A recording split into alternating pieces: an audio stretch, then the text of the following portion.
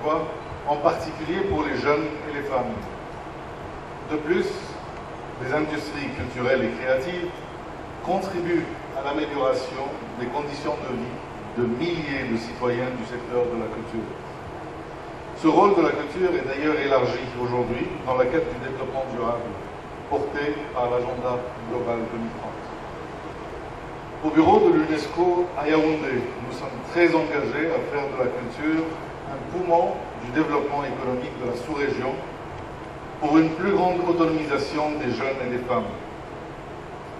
En juin dernier, nous avons organisé une grande réflexion en ligne pour soutenir la résilience des artistes dans le cadre de l'initiative de l'UNESCO Résiliart et que nous voulons étendre aujourd'hui à la résilience de l'artisanat pour redynamiser ce secteur plongé dans l'informel et qui valorise pourtant de manière tangible les savoir-faire traditionnels.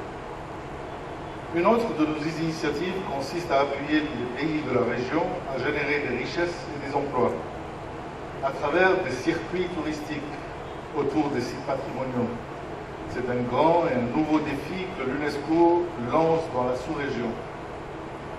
Mesdames et messieurs, le professeur Bilam Bikoy lance un nouveau concept, jusque-là méconnu, l'industrialisation, que nous devons nous approprier pour le développement endogène de l'Afrique.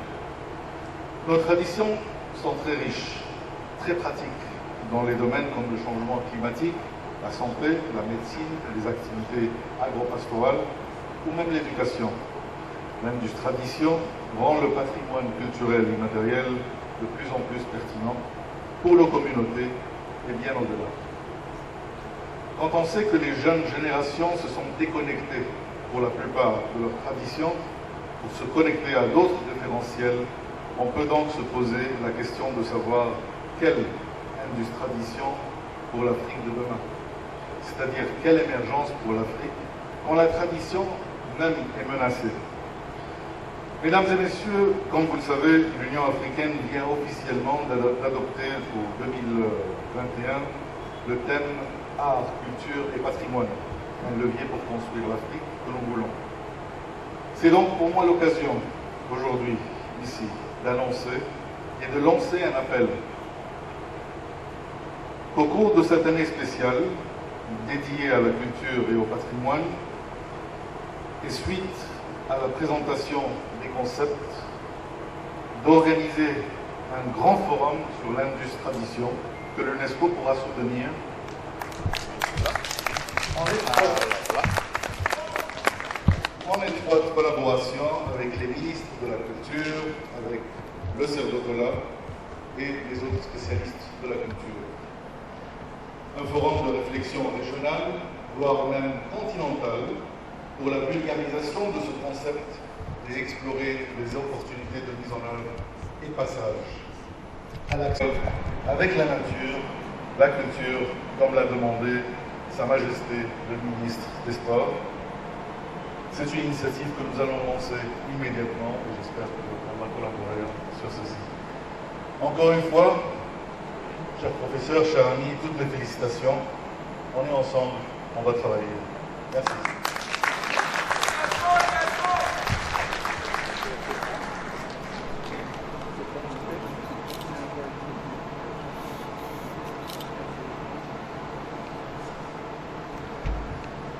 Mesdames, Messieurs, je vais à présent vous entraîner dans les milieux d'affaires, comme celui qui nous occupe actuellement. Ces milieux donc où les concepts et les idées trouvent un contenu concret. Nous allons du pays, l'ECAM, M. Ayamba.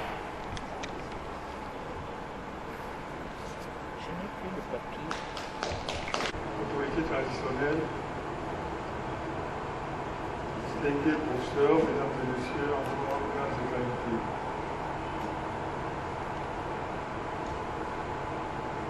Il est très difficile de prendre la parole après tant d'éminents professeurs, et surtout le dernier, parce qu'on a l'impression que tout a déjà été dit. Que vais-je ajouter? Peut-être tout simplement le son de cloche la communauté des affaires.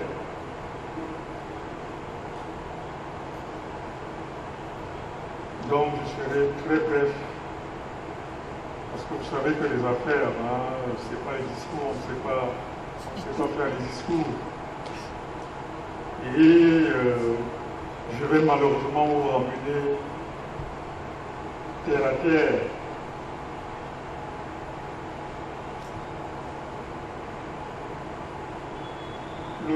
Le registre lexical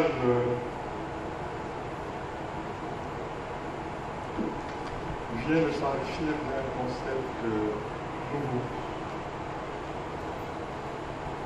Un concept qui n'est pas agressif, parce que quand j'ai été en contact avec ce livre, je n'ai même pas vu industrialisation. J'ai lu industrialisation. Donc c'est un concept qui n'est pas du tout agressif, un concept qui est facile, un concept qui est conciliateur et qui nous change des mots très savants que nous avons souvent. Et je dois dire que j'aime beaucoup ce concept.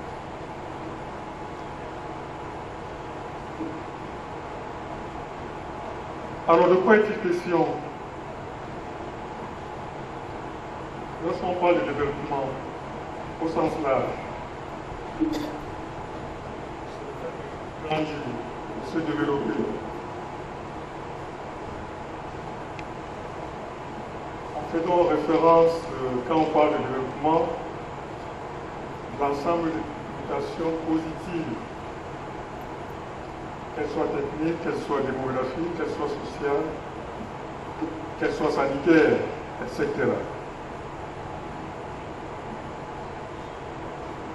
Le site de Wikipédia nous enseigne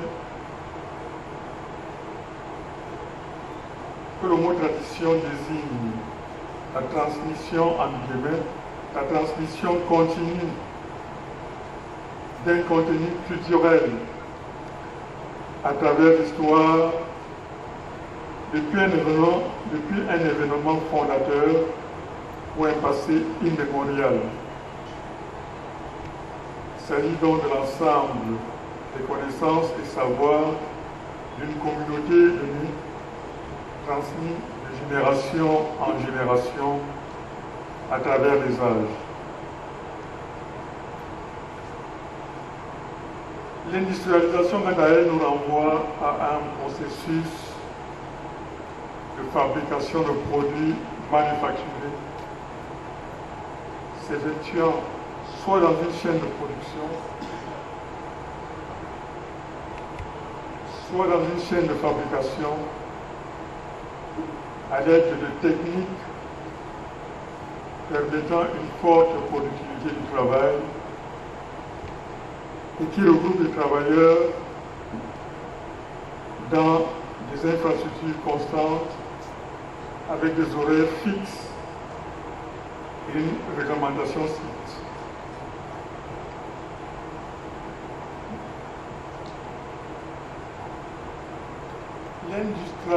L'industrialisation renverrait donc, à mon sens,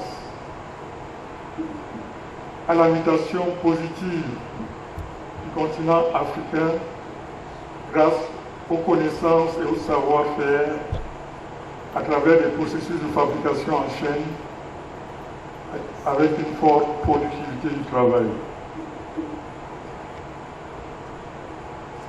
Si le mot est nouveau,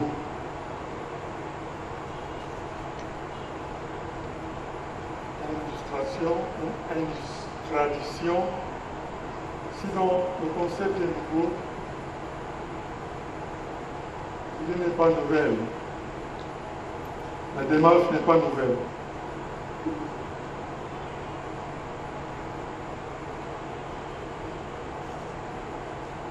Elle fait écho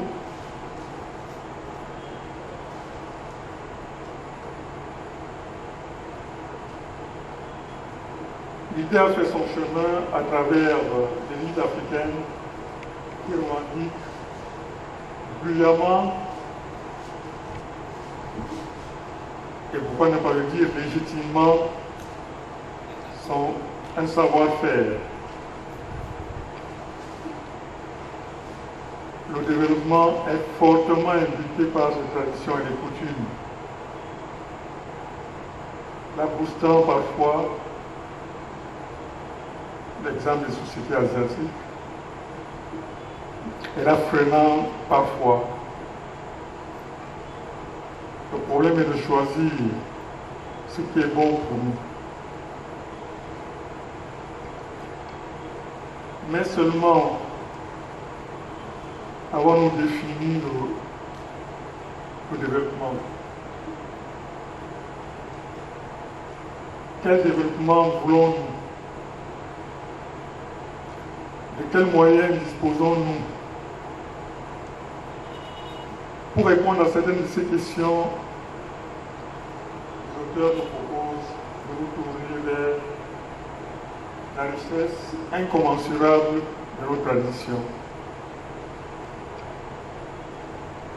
Sur le plan économique, on peut dire sans se tromper, et là on rejoint les auteurs de cet ouvrage, que la tradition peut et doit être un socle pour le développement de notre continent. D'autres l'ont fait. Pourquoi pas nous? L'exemple du développement d'un continent par sa culture et ses traditions est sans nul doute l'Asie, avec en tête pour la Chine. Ce pays a su mettre en avant son identité, son essence culturelle au profit de son essor économique.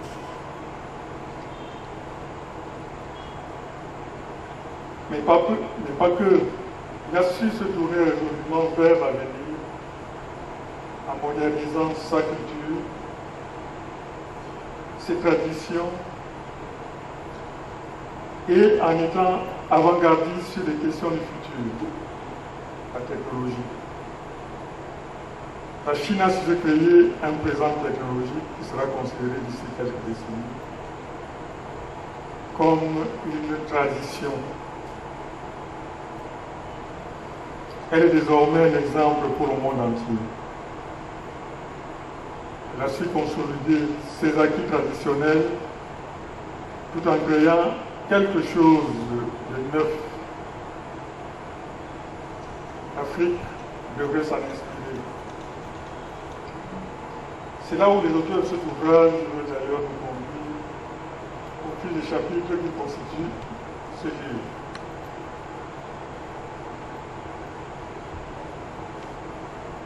En effet, notre continent se caractérise par sa richesse culturelle et traditionnelle, ce qui lui donne un potentiel économique très large, mais encore pour le moment sous-exploité,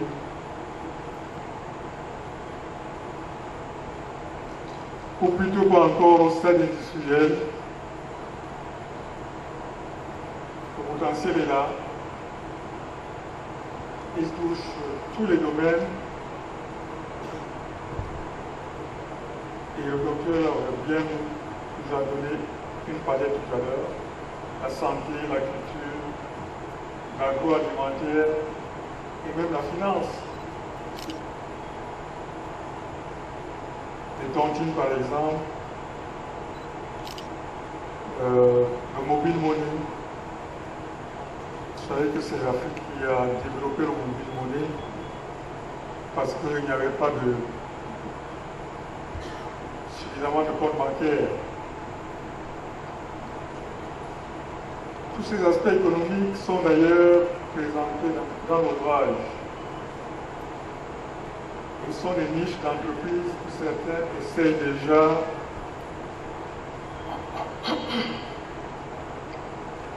exploitées. On observe l'essor du Made in Cameroun, du Made in Africa en général, qui met non seulement en avant plusieurs produits traditionnels, un savoir-faire ancestral,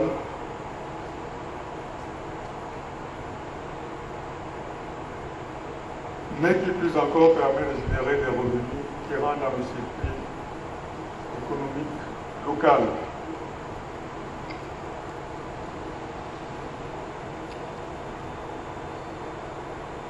Cependant, ce secteur reste encore en majorité au stade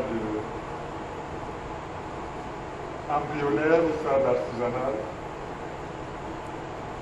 même si certains entrepreneurs essayent tant bien que mal à industrialiser le processus de fabrication et de distribution de nos produits.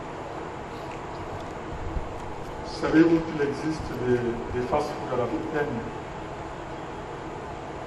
Un Camerounais est d'ailleurs en train de vouloir populariser ce concept, mais au lieu de faire des hamburgers, ils vendent tout simplement des beignets haricots BH, beignets haricots PAF,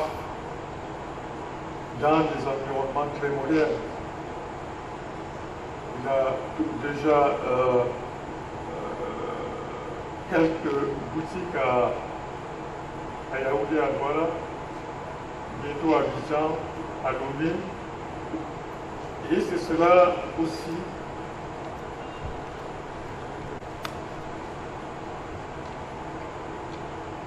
l'industrialisation de l'Afrique, telle que proposée par les auteurs, est une solution parmi tant d'autres qui doit permettre au continent noir de se développer. Encore faudrait-il une réelle volonté politique pour accompagner ce processus, mais aussi une prise de conscience et une réassimilation de nos traditions par tous les enfants d'Afrique, et précisément ces capitaines d'industrie.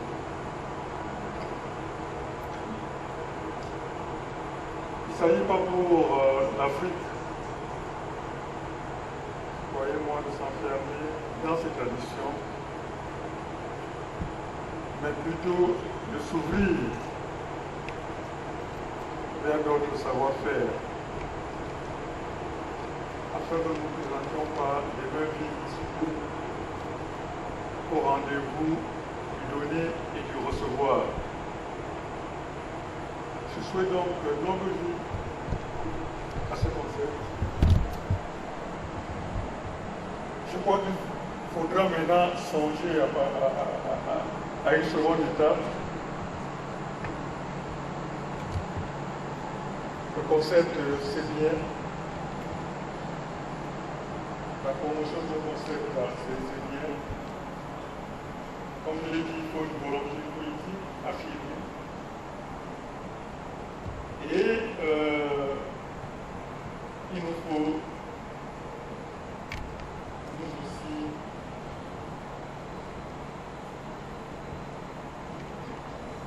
nous aussi, j'allais dire, prendre confiance dans nos traditions. Je vous remercie.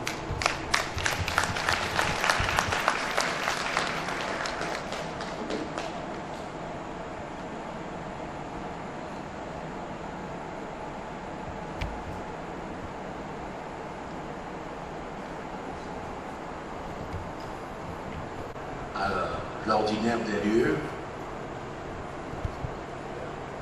C'est l'ordinaire des lieux qui va prendre le compte de cet après-midi, le professeur Charles Binam Bikoy. Mesdames et messieurs, Vénérable Majesté et gardien représentant et gardien de la tradition et des traditions africaines, permettez que je fasse une mention toute spéciale parmi vous de celui qui nous a honorés tout spécialement parce qu'il n'est pas résident au Cameroun, il ne vit pas au Cameroun, il n'est pas camerounais. Il est arrivé du lointain et tout proche cœur de l'Afrique centrale qu'est la République démocratique du Congo. Je voudrais vous prier, Majesté, de vous lever pour que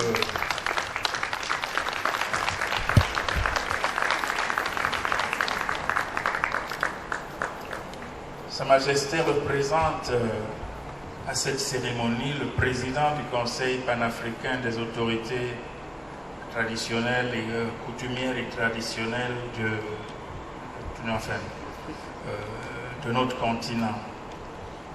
Peut-être ne le savez-vous pas, mais depuis quelques années, le Cerdotola s'est impliqué dans la mise en cohérence et l'organisation d'une certaine cohésion entre les différentes instances représentant ou fédérant les autorités traditionnelles de tout le continent. Le Cerdotola est donc à ce titre-là parrain du Conseil panafricain des autorités traditionnelles et coutumières. C'est à ce titre-là que le président de ce conseil, qui avait souhaité être des nôtres, mais qui n'a pas, en raison de son agenda, pu rester parmi nous, a désigné un de ses centrales pour porter sa présence. Elle n'est pas virtuelle, elle est bel et bien physique. Et je sais que la tradition, c'est la parole aussi. Peut-être Sa Majesté voudra-t-elle dire un petit mot spontané à côté de moi avant de se rasseoir. Ce sera un mot de bénédiction pour le concept que nous portons sur les fonds baptismaux.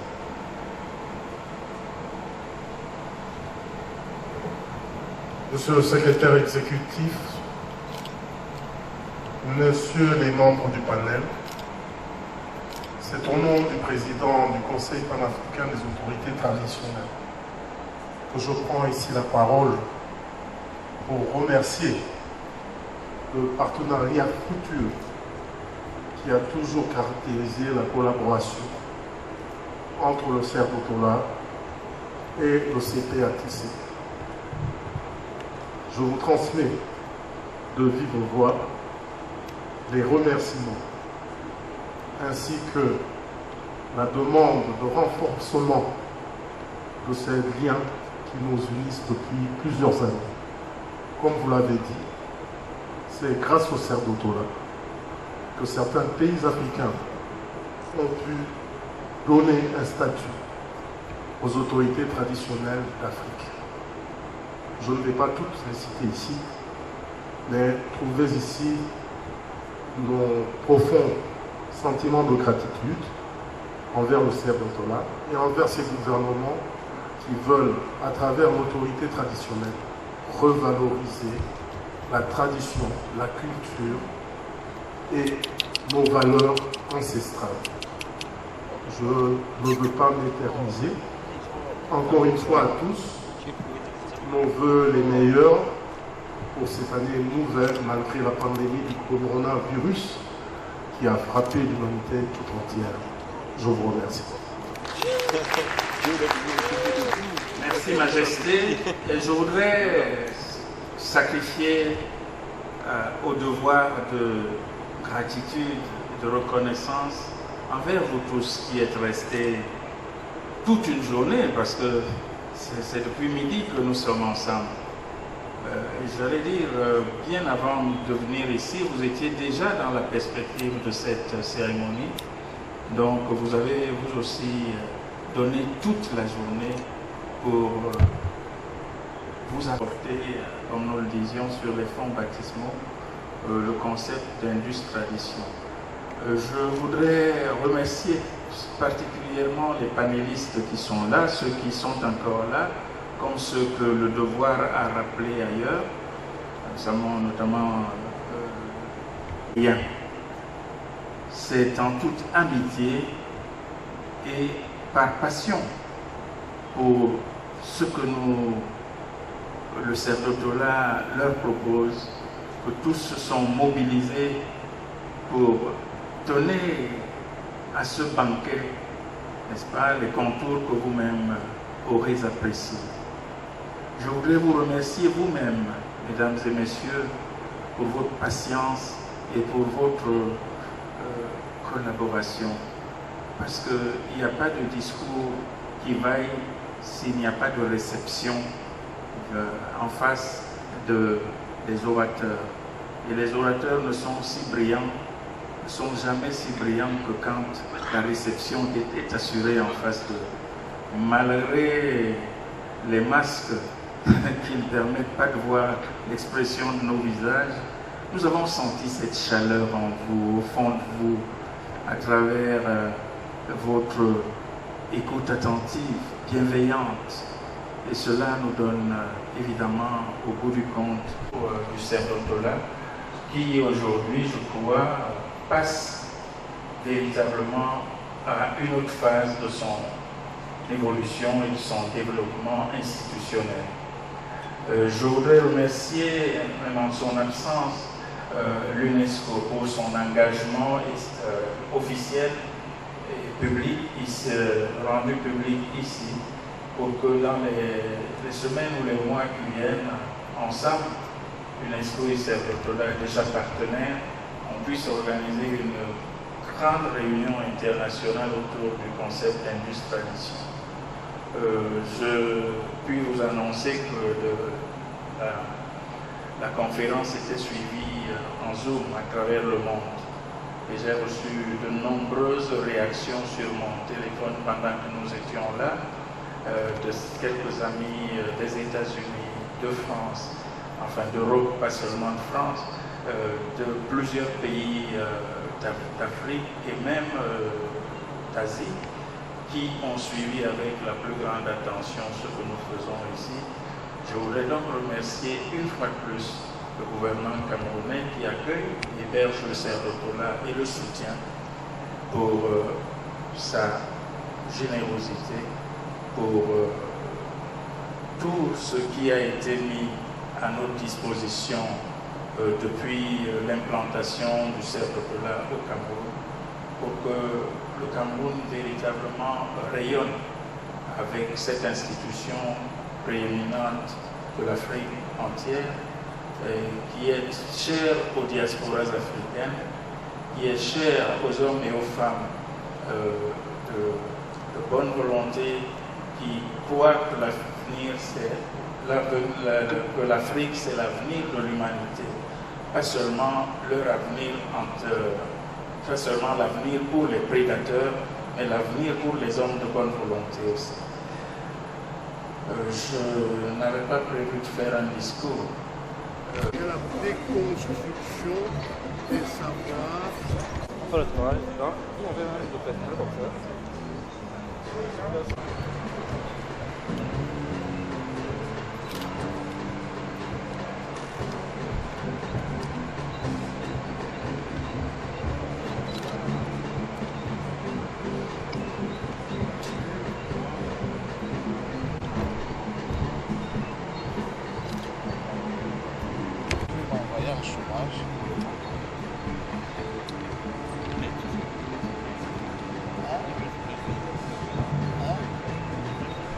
Avec tous les équipes que tu as là.